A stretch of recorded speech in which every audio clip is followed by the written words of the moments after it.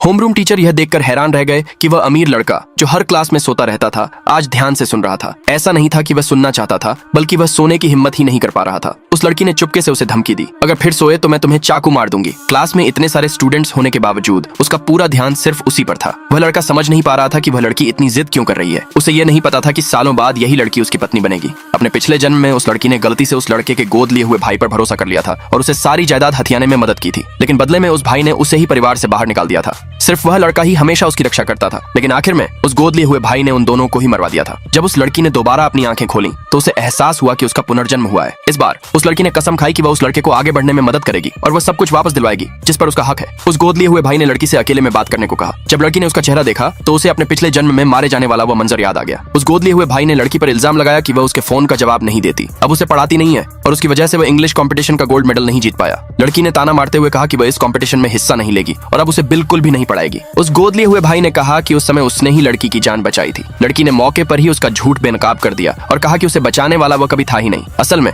उस समय लड़की की जान उस लड़के ने बचाई थी, लेकिन उसका सारा क्रेडिट उस गोद लिए हुए भाई ने ले लिया था। लड़की ने उसे सीधे सीधे चेतावनी दी कि अगर उसने दोबारा उसे परेशान किया तो वह सबके सामने सारा सच बता देगी। उसके बाद वह होमरूम टीचर के पास गई और कंपटीशन से अपना नाम वापस लेने का ऐलान कर दिया, लेकिन टीचर ने गुस्से में उससे कहा कि गोल्ड मेडल जीतने से सीधे तौर पर देश की सबसे अच्छी यूनिवर्सिटीज में एडमिशन मिल जाता है और इससे स्कूल की इज्जत पर भी असर पड़ता है। तब लड़की ने कहा कि वह कंपटीशन में हिस्सा ले सकती है, लेकिन सिर्फ तब जब उसे अपना पार्टनर बदलने की इजाजत मिले। उसने उस पढ़ाई लिखाई में कमजोर अमीर लड़के को अपना पार्टनर चुना। वहां मौजूद हर कोई यह देखकर हैरान रह गया। टीचर और लड़के के पिता दोनों ने ही इस बात पर एतराज जताया, लेकिन लड़की ने सिर्फ एक ही बात कही, अगर वह लड़का उसके साथ नहीं होगा तो वह कंपटीशन में हिस्सा नहीं लेगी। आखिर में स्कूल को लड़की की बात माननी पड़ी। लड़की ने उस लड़के पर पढ़ाई करने के लिए जोर डालना शुरू कर दिया। लड़के ने टेस्ट पेपर फेंक दिया और उसे करने से साफ मना कर दिया। यह देखकर उसने तुरंत रोने का नाटक किया। लड़के ने जल्दी से टेस्ट पेपर उठा लिया। उसने उसे बिजली की तेजी से पूरा किया और बास्केटबॉल खेलने बाहर चला गया। क्लासमेट्स को चिंता हुई कि उसने शायद कुछ भी बेतुका लिख दिया होगा, लेकिन लड़की ने जब चेक किया तो पाया कि हर जवाब सही था। किसी को नहीं पता था कि उसकी इंग्लिश असल में टॉप लेवल की थी। वह तो बस बेकार होने का नाटक कर रहा था। प्रतियोगिता के दिन भी